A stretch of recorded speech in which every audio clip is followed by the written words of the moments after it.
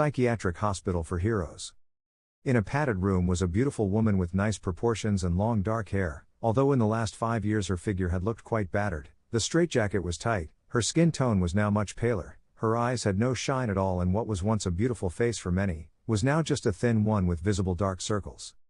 The only thing that stood out among so much white was that framed photo of a little girl of 4 or 5 years old with short black hair, beautiful sparkling green eyes, and below her was a smiling man with green hair, both with a huge smile on their faces. It seemed that that day they had a lot of fun between father and daughter. I looked very carefully at that photo, imagining that she was next to them with the same dreamy smile on her face. My little girl, that hopeful whisper drew a smile on her face.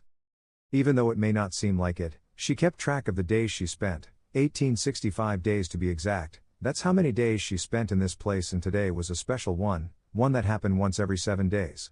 She was dying to get ready a little for this day, but that was impossible.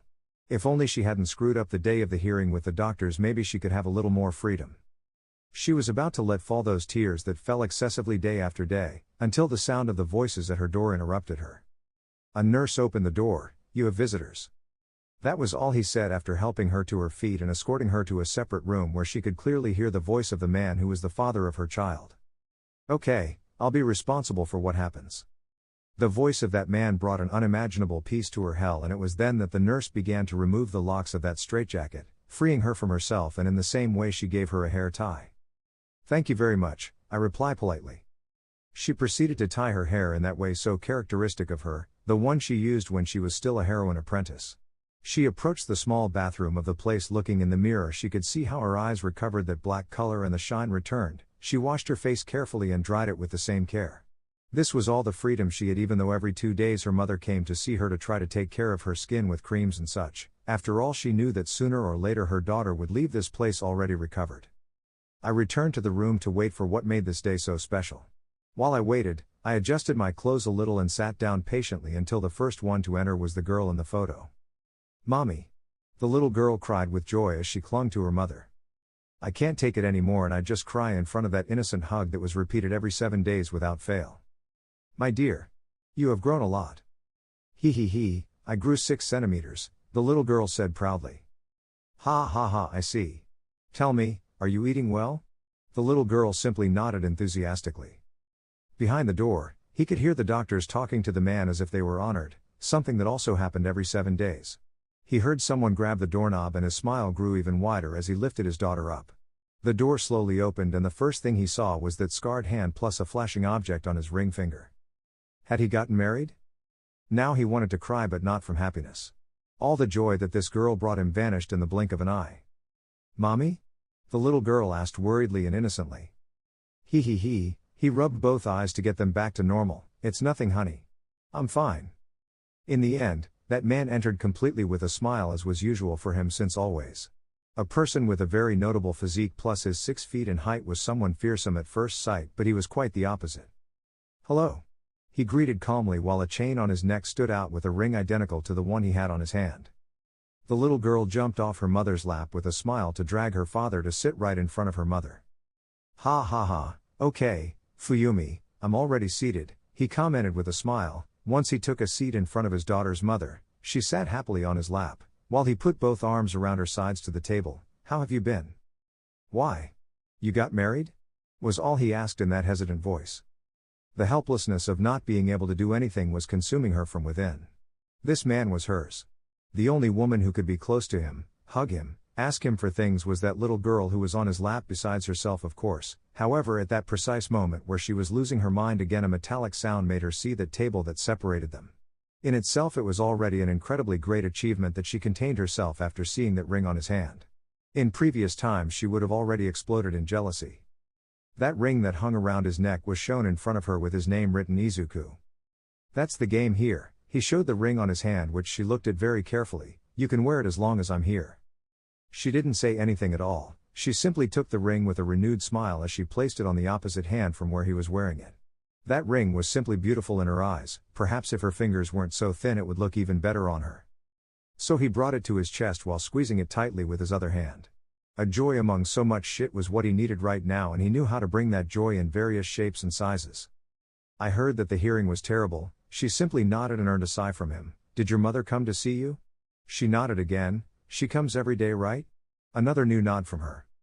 In his eyes she simply didn't want to talk to him, but if it weren't for the fact that he knows her better than anyone else she would easily fall for that.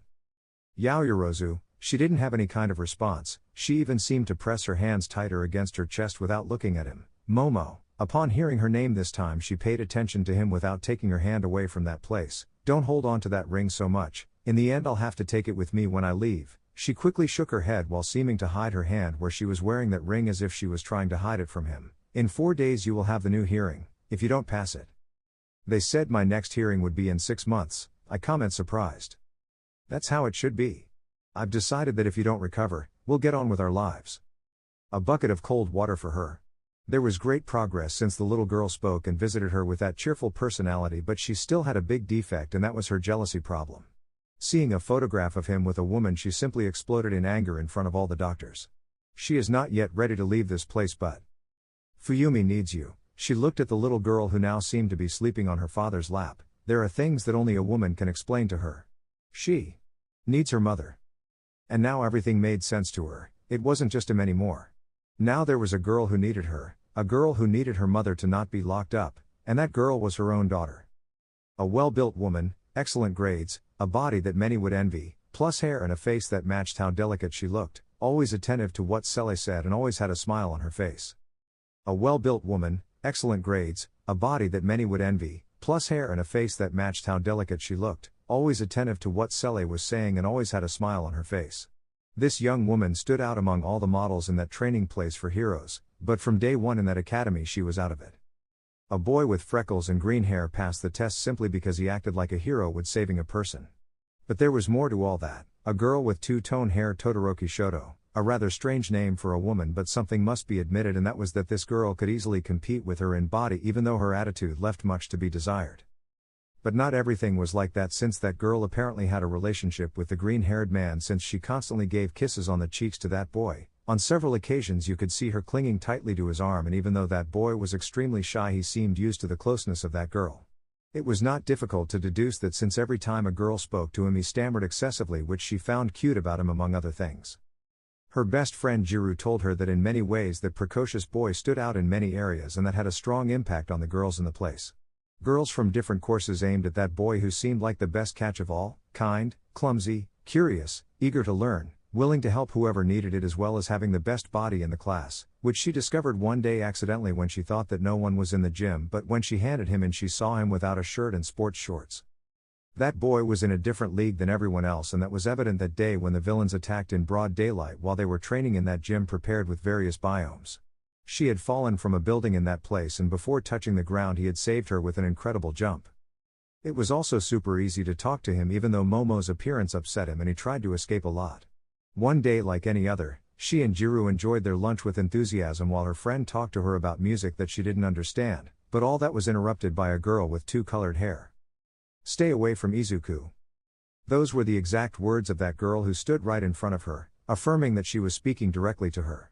That threw her off a little, but I have nothing to say. He's just another teammate. I'm not stupid, you always follow him with your eyes, Yaoyorozu. Was that true? Well, yes, every time that boy got up from his seat she saw him, but it wasn't as if she followed his every step. He simply sat next to her and it was almost impossible to ignore what he would do next after each movement. That girl seemed firm in her demand, but what could she do? The seats were assigned in this way, and the expressions of that boy every time he didn't understand something or was happy to understand, when he forgot something that he would use later, or when he fell asleep in class completely exhausted, was something that I couldn't help but see. He was cute? It's not for nothing that he entered the top 3 of the best match for a romance that many of the various courses made. Even those who were above said course voted for the green-haired man, since he helped many people since he entered the UA. Wait a minute. She did see him constantly waiting for what he was going to do next. But that wasn't forbidden. After all, Mineta spent his time looking at all the girls in the class, especially her, and she never complained about it, since it was a lost cause just to speak to that boy. She looked at her with a smile. You have nothing to worry about, Todoroki-san. I hope so. Someone like you would only hurt him.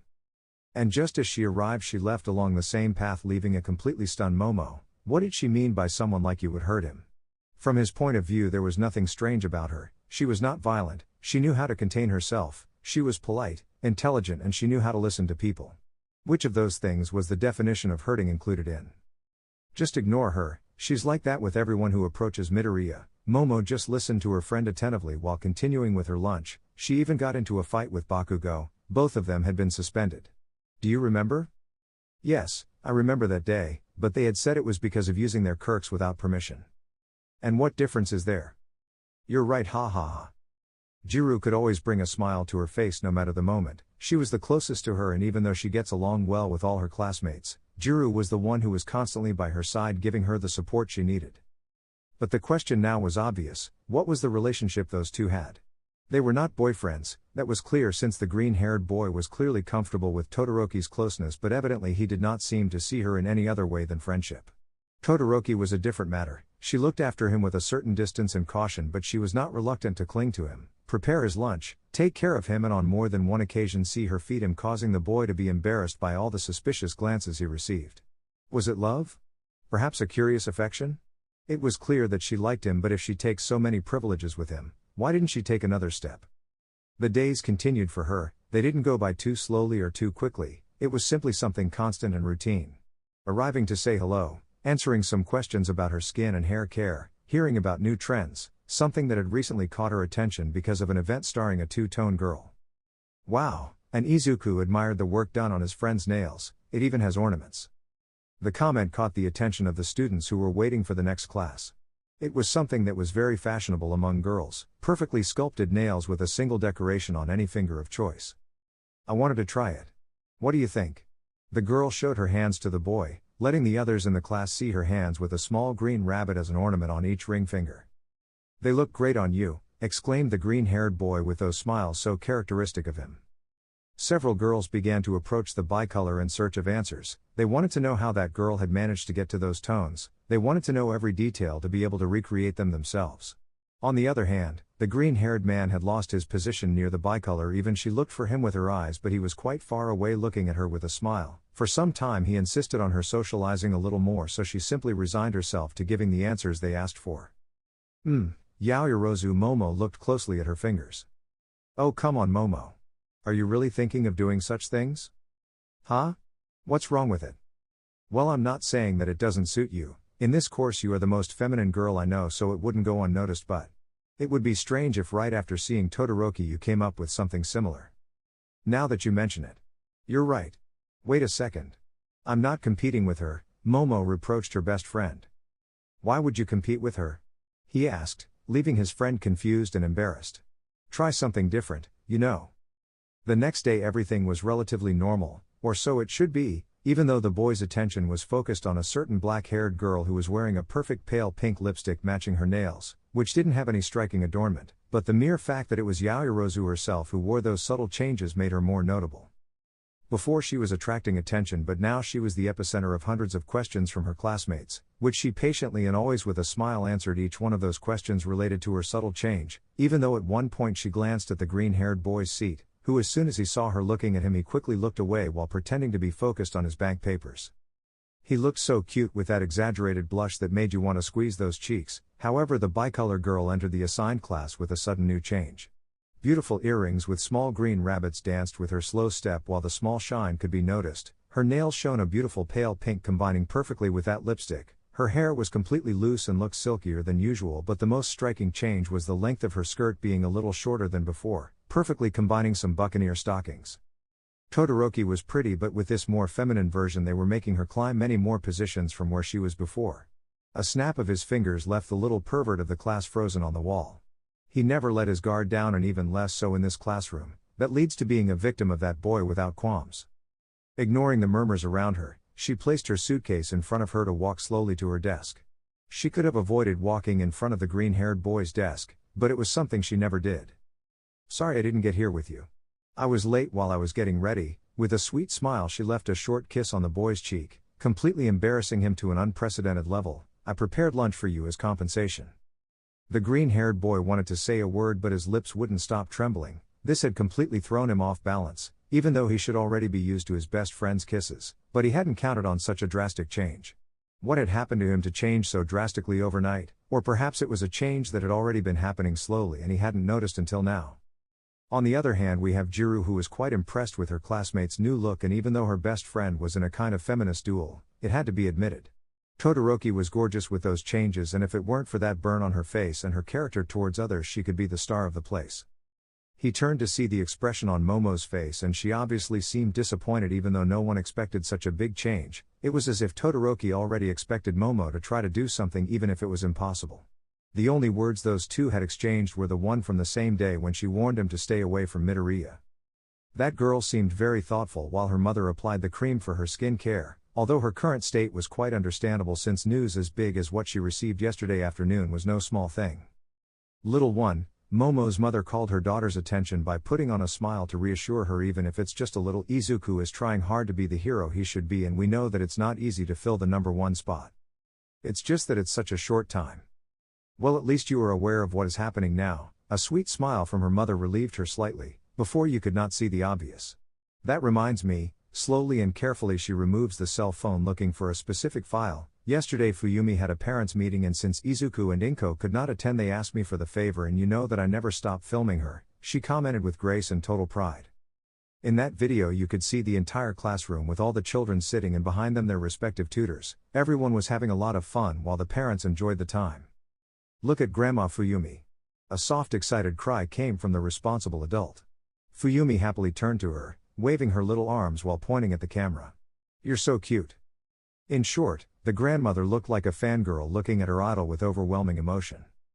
The little girl had answered her teacher's question, which consisted of describing what her father was like, and now she was about to answer what her mother was like. My mommy? I know. My mommy is very beautiful, she has very pretty hair and she always tells me nice things. The girl's happy expression changed a little. Now she is sick and my dad says that she will get out very soon because she is very strong and never gives up. Momo's tears came out as she watched the video and listened to the audio. She looked so cute in those expressions she made. There was no doubt that she was the daughter of the number one hero Deku. Wait a little, now comes the best part. With a relaxing expression he recommended to keep watching.